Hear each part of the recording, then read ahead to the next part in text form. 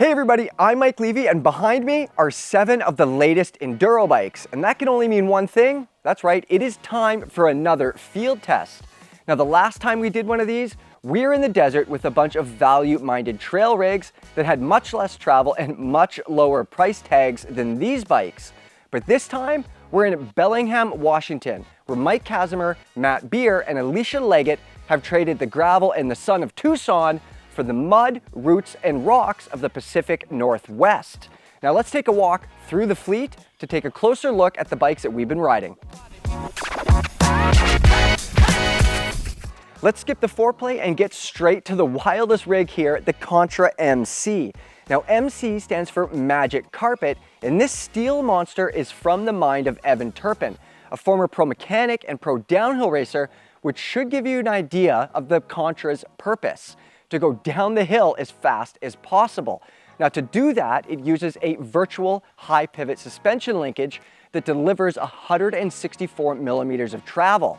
There's also a large idler pulley wheel to help with chain growth, and a beautiful aluminum linkage compresses the EXT shock.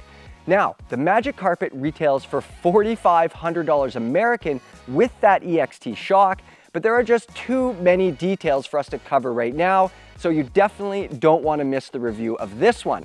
But we do have another high pivot bike here with an idler, so let's take another look at a different way to do it. This is the deviate Claymore.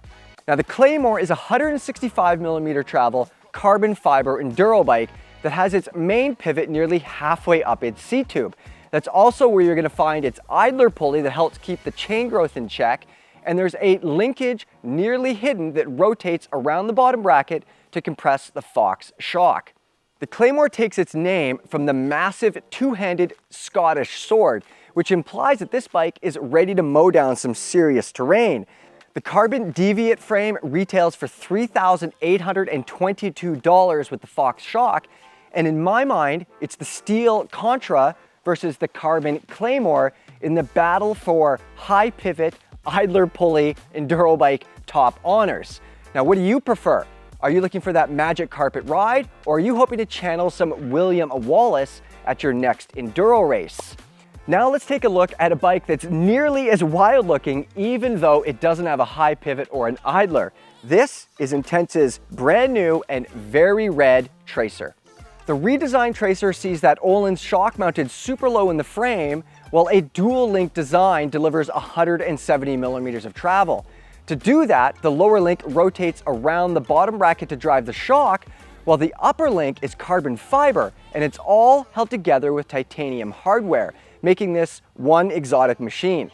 A few more things to mention before we move on. This Tracer, as you see it here, retails for $7,200 American. Now, there's also a storage compartment on the underside of the down tube for your jacket or your candy or your burrito or anything else you want to put in there. And it's one of 3 mixed wheeled bikes we have at this field test. One of the other ones being the Commensal Meta SX that we're going to go take a look at now. Now, the Meta SX retails for $5,800, and it has 160 millimeters of rear wheel travel. And Commensal also says that it was designed around a small wheel in the back and a big wheel up front from the start, with specific geometry and kinematics that suit this wheel setup. Now, if you've seen a Commensal before, you've seen this suspension layout before. It's a single pivot system with a linkage to compress the shock and deliver that 160 millimeters of travel. Hidden in that linkage is a small geo-adjusting flip chip that also lets you tweak the handling of the bike.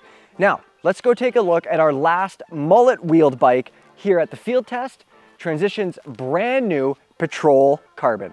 This Patrol Carbon is going to sell for $6,600 when you're able to buy it, which won't be till the fall or winter of this year. Now, if you've seen the aluminum bike, there's a very similar story here, except of course, this is done in carbon fiber.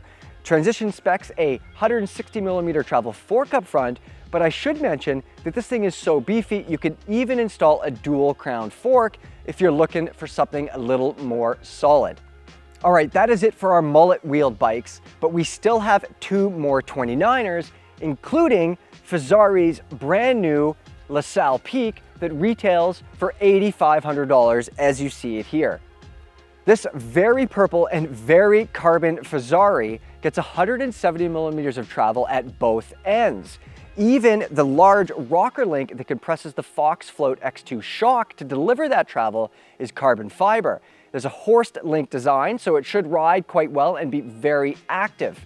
A few more things before we move on to our last bike. You could also run a small rear wheel if you'd want to turn the Ferarri into a mullet bike, thanks to that geo-adjusting flip chip, and you can even put a 200 millimeter travel dual crown fork up front if you feel like getting really rowdy on the purple People Eater. Now, speaking of really rowdy, our last bike is Santa Cruz's all new Mega Tower, which has been revised to make it, well, even more mega than before maybe. Now from, I don't know, 3 feet away, you might mistake this Mega for the previous version. They sure do look similar, but a whole lot has changed. Let's start with the suspension. Now out back, it gets 165 millimeters of travel, and that's delivered via a longer shock with a lower leverage ratio than the previous Mega Tower. Up front, there's a 170 millimeter fork. Now onto the geometry, Santa Cruz has made this thing longer and slacker than the previous Mega, as you'd expect. In the low setting, it has a pretty similar head angle to their V10 downhill bike, which is pretty crazy. Now there's another detail that we definitely can't miss. There is finally a storage compartment in the down tube. Santa Cruz has a nifty latching door, gives you access to the inside of the down tube for you to put your snacks and your jacket. Now this Mega gets a pretty Gucci build with access, carbon wheels, and a bunch of fancy stuff. Now all that adds up to a levity $200. So those are all of our field test bikes. It's time to talk about how we tested and reviewed them. Kaz, Matt, and Alicia have been pointing these bikes down the steepest and deepest trails in Bellingham. And they've been doing it back to back to back to find out which of these bikes works best when and where it matters most. And because enduro racing, well, it's a race format, we're not just going to be talking about our subjective riding impressions, we've also been doing a ton of timing. Another thing to mention, to keep things fair and to let us concentrate on suspension and how the bikes handle, they've all been equipped with the same control tires. These are Continental's new downhill tires with heavy-duty casings, front and rear. Now, if you've seen a field test series before, you already knew that we're going to do a whole bunch more than just the review videos.